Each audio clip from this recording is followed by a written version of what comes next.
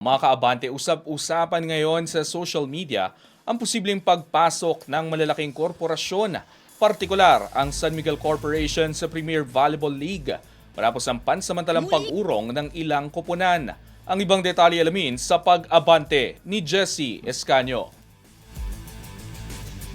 Muling umingay sa social media ang usapin hinggil sa posibleng pagpasok ng malalaking korporasyon lalo na ang San Miguel Corporation sa Premier Volleyball League matapos ang pansamantalang pag-atras ng ilang koponan sa liga.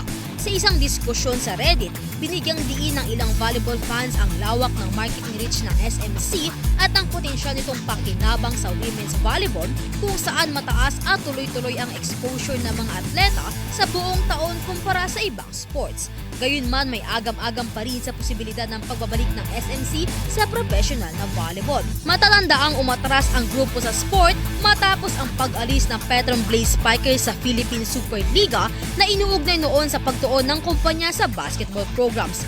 Isa sa mga pangunahing dahilan ng pagdududa ng fans ay ang kasalukuyang malalaking gastusin ng SMC sa Philippine Basketball Association kung saan binanggit ang umano'y bilyong pisong puhunan para sa operasyon ng kanilang mga kuponak.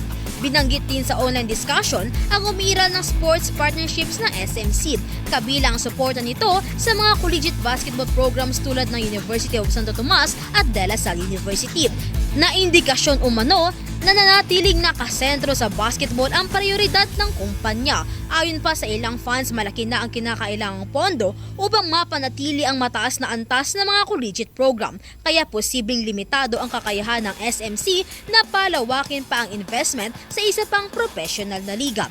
Bukod sa SMC, iminungkahi rin ng ilang netizens ang pagpasok ng iba pang sektor gaya ng alcohol at beverage companies, retail, bank at fast food brands bilang posibleng corporate backers ng PVL upang mapalakas ang financial base ng liga.